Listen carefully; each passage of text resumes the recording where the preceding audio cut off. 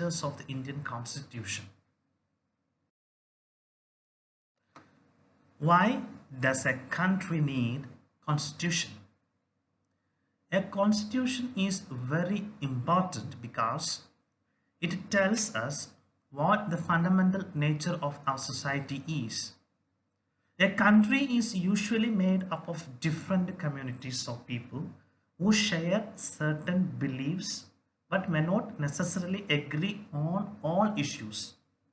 So, a constitution helps serve as a set of rules and principles that all persons in a country can agree upon as the basis of the way in which they want the country to be governed. In democratic societies, the constitution often lays down rules that guard against the misuse of authority by our political leaders. This misuse of authority can result in gross injustice as demonstrated in the classroom situation below. So let us read the storyboard. Suresh is the class monitor. He is bullied. His classmates are not too fond of him.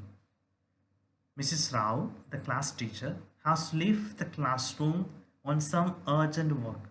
So she calls Suresh, the class monitor, and asked him to monitor the class, mind the class.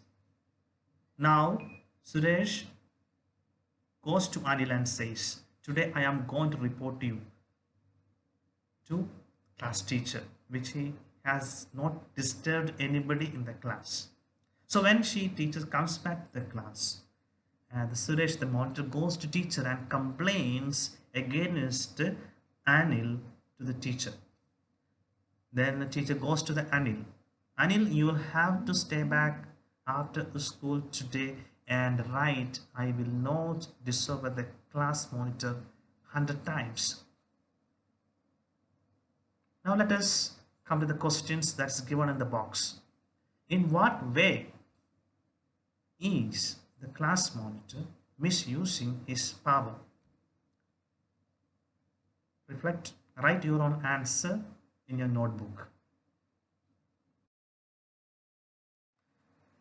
The Constitution ensures that a dominant group does not use its power against less powerful people or groups.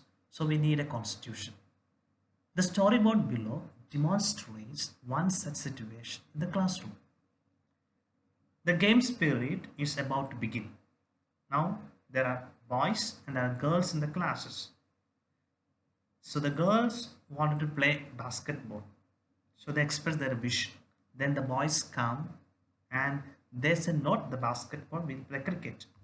So there was a discussion and the conclusion is drawn saying that boys are more in the classroom, so we'll play cricket.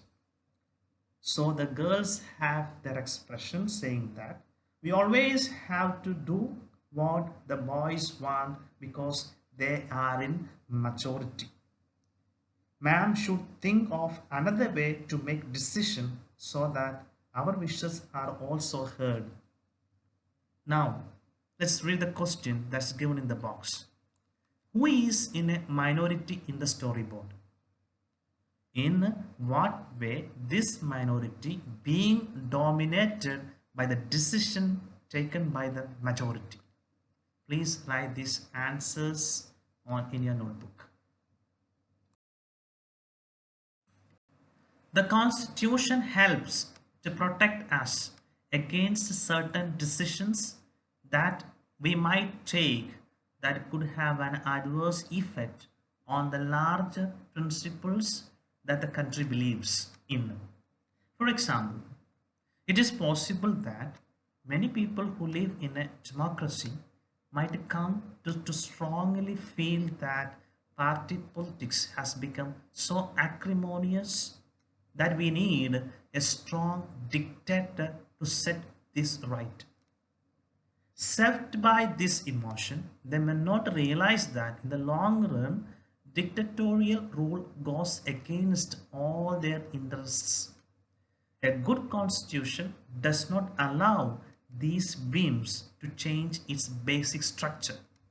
It does not allow for the easy overthrow of provisions that guarantee rights of citizens and protect their freedom. Now, let us see what are the key features of the Indian Constitution.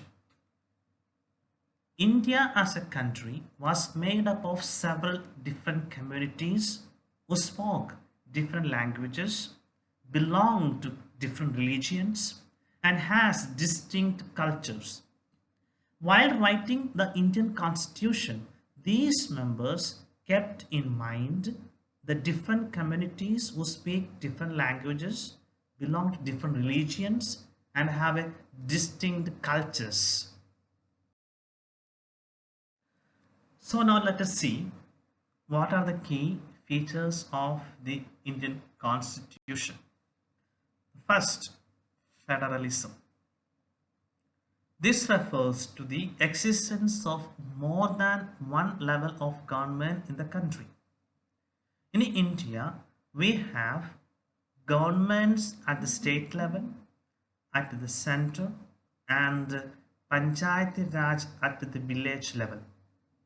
The Constitution contains lists that detail the issues that each level of government can make laws on. In addition, the Constitution also specifies where each level of government can get the money from for the work that it does. All persons in India are governed by laws and policies made by each of these levels of government.